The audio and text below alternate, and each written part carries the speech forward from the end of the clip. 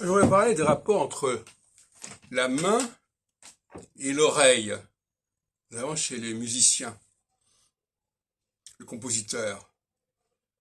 Pour moi, il y a un lien absolument crucial entre la main et l'oreille. Il y a un mariage entre les deux qui est nécessaire à la production musicale, notamment pianistique, mais pas forcément.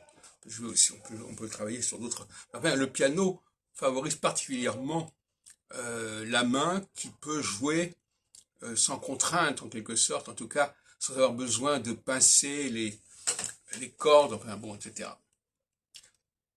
Et donc, quand j'improvise au piano, de toute façon je ne fais qu'improviser, quand je compose au piano, disons, par définition c'est une improvisation, si on peut dire, c'est un mariage, une alliance entre la main et l'oreille. Une sorte de concertation. J'aime bien employer le mot concertation, puisqu'on parle du concert en musique entre tel instrument et l'orchestre. Et bien là, c'est une concertation en amont entre la main et l'oreille. Et c'est cette concertation qui va permettre à une œuvre musicale de prendre une certaine dimension, une certaine intensité. Donc,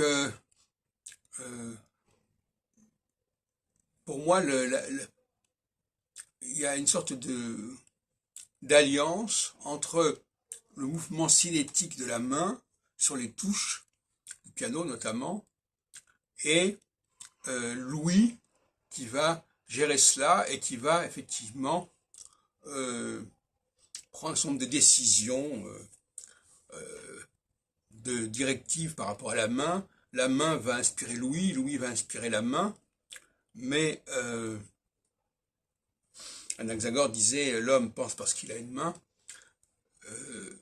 Je pense que un manchot, par exemple, ne peut pas faire de la musique. Il peut,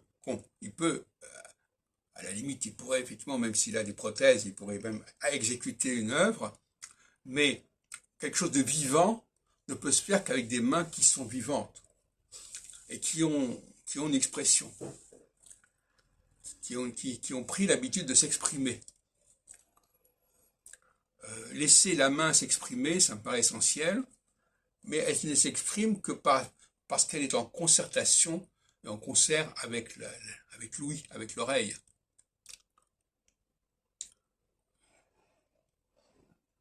De la même façon, on peut imaginer d'autres types d'arrangements et d'accords, mais c'est fondamental de maintenir cette union entre la main et l'oreille.